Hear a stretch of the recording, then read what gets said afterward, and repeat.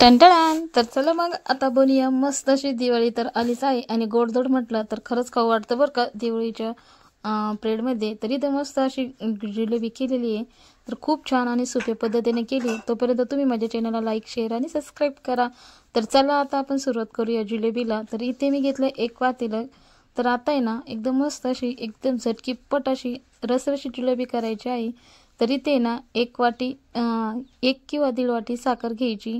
तुम्हाला जसे जेवढे तुम्हाला करायचे आहे जिलेबी तेवढी घ्यायची. तर मी इथे 1.5 वाटी साखर घेणार आहे, कारण की मी थोडीशीच करणार आहे. तर हे बघा आता इथे ना साखर 1 वाटी पूर्ण भरून घेतली आणि त्यानंतर इथे थोडीशीच अर्धी वाटी साखर घेतली आणि त्यानंतर आहे ना फक्त एकच वाटी ना पाणी टाकायचं, म्हणजे छान असा पाक तयार होतो. जास्त सारखंच प्रमाणात घ्यायचं नाही पाणी, नाहीतर काय पाक आहे ना तर चांगला होणार नाही. त्याच्यामुळे कधी पण आहे ना पाक सारखाच घ्यायला नाही पाहिजे. साखर जास्त आणि थोडंसं पाणी कमी घेतलं ना तर पाक एकदम छान आणि मस्त होतो. आणि ना मेन म्हणजे पाक आपण ज्यावेळेस करायला टाकतो ना तर ना एकच उकळ काढून घ्यायची. नंतर आहे ना गॅस बंद करायचा 1 मिनिटाच्या नंतर उकळ काढायच्या नंतर. नाहीतर काय होतं, आपला जो पाक आहे ना तो जास्त घट्ट 1 किंवा 2 तारी केला ना तर तो लगेच साखरेचा पाक दिसायला सुरुवात होते, घट्ट होऊन जातो. त्याच्यामुळे ना जास्त घट्ट पाक तयार करायचा नाही. फक्त हे बघा एवढीच मी आता ही उकळ काढली. आता लगेच मी गॅस बंद करून टाकणार आहे, कारण की तुम्ही जास्त वेळ गॅस जर चालू ठेवला आणि पाक घट्ट जर झाला तर ना जिलेबीवर ज्याचं ते पाकाचा ते थर येऊ शकतो. त्याच्यामुळे लगेच बंद करायचा. एवढी तर महत्त्वाची काळजी तुम्ही नक्कीच घ्या. आणि आता इथे मी मैदा घेतला. ह्याच वाटीने 1.5 वाटी मैदा आणि त्याहून अर्धा पावणे वाटी इतकेच डालडा घेतलेला आहे.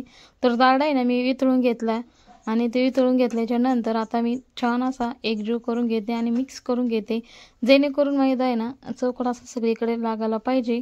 तर माझ्याकडून थोडासा व्हिडिओ स्किप झाला. डालड्याचं माप मैद्याचं माप घेता वेळेस.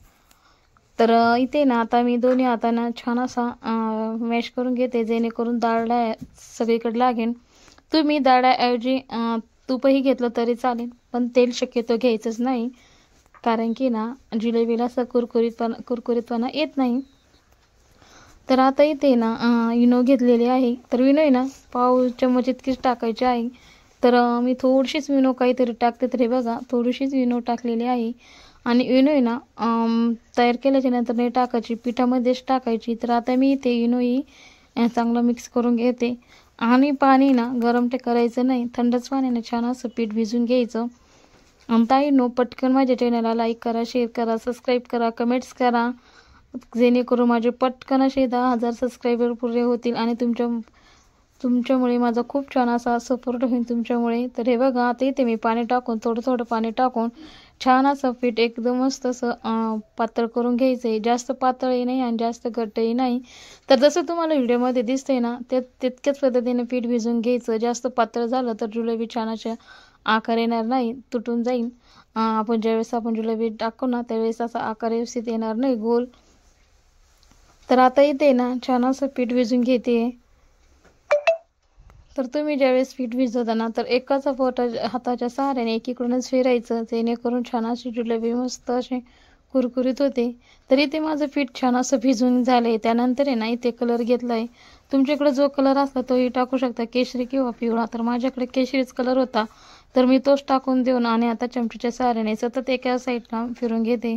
तर आता एकजीव झाला का मस्त छान असं मिश्रण आपलं जिलेबीचं तयार होतं.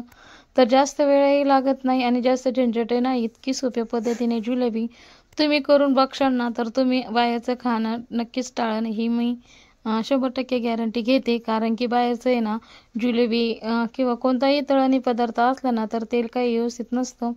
तर घरच्या घरी अशी जिलेबी जेव्हा मनाला वाटेल तेव्हा तुम्ही करून खाऊ शकता. इतकी सोपी पद्धतीने ही जिलेबी आहे. तरी ते मी कढई गरम करायला ठेवली.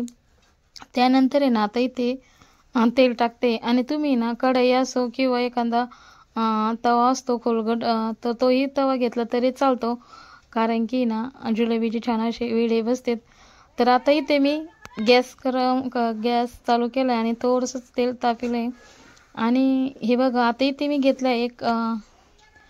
कॅरी बॅगचा तुकडा. तर आहे ना, तुम्ही तुमच्याकडे दूध पिशवी किंवा कोणतीही एखादी पिशवी असली ना अशी, तर तुम्ही तीही घेऊ शकता. पण माझ्याकडे दूध पिशवी नसल्यामुळे मी घरातलेच एक कॅरी बॅगेचा तुकडा घेऊन असा थोडासा कट केला आणि एका ग्लासमध्ये असा ज्या साईडनं आपल्याला कोन तयार करायचा आहे ना, तो कोन ग्लासमध्ये टाकला आणि त्यानंतर याच्यात मी आता असं ते जिलेबीचा जो आहे ना, तर तो मी आता टाकून देत आहे.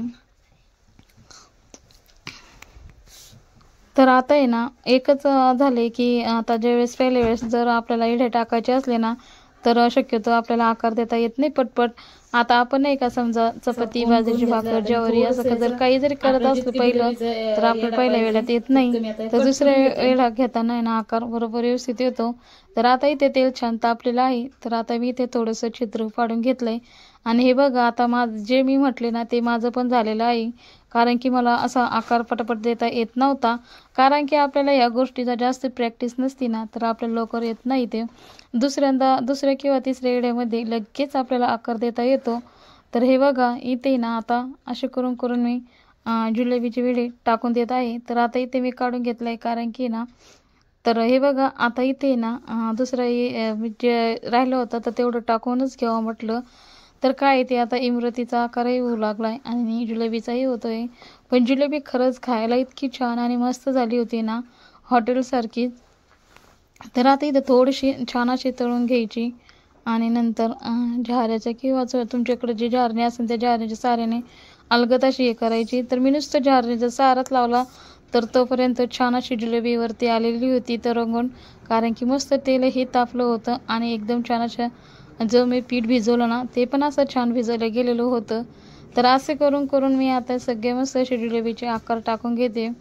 तर मस्त झालेत बरं का जिलेबी, एकदम भारी.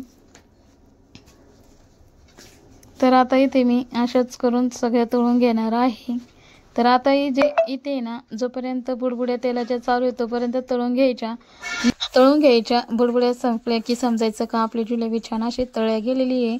तर आता इथे ना मी गरमच तेलामधून छान असं तेलात वितळून घेतले जिलेबी आणि त्यानंतर आहे ना पाकामध्ये टाकून द्यायच्या गरम जिलेबी. आणि पाक थोडासा कोमट करायचा, जास्त गरम ठेवायचा नाही, नाही तर दोन्ही सारखंच असलं ना, तेलही गरम आणि पाकही गरम, तर ते छान अशा होणार नाही कुरकुरीत. तर हे बघा आता इथे कोमट झालेला पाक आणि त्यानंतर मध्ये टाकले जिलेबी. आणि बघा आता दुसऱ्या वेळी मी वेळा छान असा तळून घेतलेला आहे.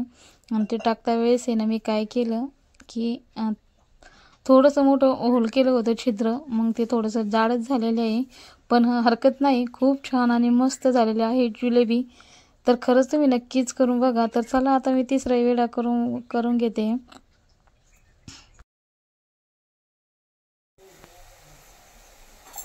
तर आता आपण ना ही जिलेबी ना अशी पाकामधून बाजूला काढू. तर हे बघा मस्त झालेली जिलेबी.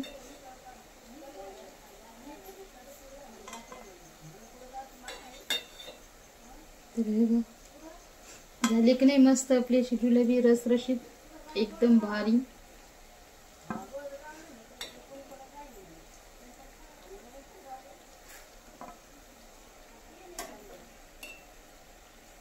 झालेली बरं का जिलेबी, तर एकदम भारी. ते बघा तर मस्त झालेली आहे आपली जिलेबी. तर हे बघा, तर तुम्हाला आवडली असेल तर लगेच कमेंट्स करा आणि तुम्ही जिलेबी करायला सुरुवात करा. तोपर्यंत माझ्या चॅनलला लाईक करा, शेअर करा आणि सबस्क्राईब करा. तर तुम्हाला मी आता आहे ना थोडीशी तळून दाखवते, तर खाऊनच दाखवते तळल्यापेक्षा. तर हे बघा मस्त अशी छान झाली, एकदम मस्त कुरकुरीत आणि एकदम मस्त कुरकुरीत झालेली बघा. हे बघा तुम्हाला मी जाऊन जिलेबीचं एवढं थोडं दाखवते. हे बघा अजिबात चिकटपणा राहिला नाही, कारण की ना ज्यावेळेस आपण पाक करायला टाकतो ना फक्त उकळी येऊन द्यायची चांगली आणि फक्त 1 किंवा 1.5 मिनिटामध्ये गॅस बंद करायचा. तुम्ही जर जास्त गॅस चालू ठेवला ना तर ते जिलेबीला ना तर असा येऊन जातं. तर जिलेबीच्या भोवती ना असा साखरेचा पाक घट्ट तयार होतो. तर ते नाही व्हायचं कारण तेच आहे एकदम सोपी आणि मस्त पद्धत आहे. तर तुम्हाला कशी वाटली कमेंट्स करून सांगा आणि चॅनलला लाईक करा, शेअर करा, सबस्क्राईब करा, तुमच्या नातेवाईकापर्यंत शेअर करा, तुमच्या मित्र परिवारासोबतही शेअर करा. तर चला भेटूया पुढच्या व्हिडिओमध्ये.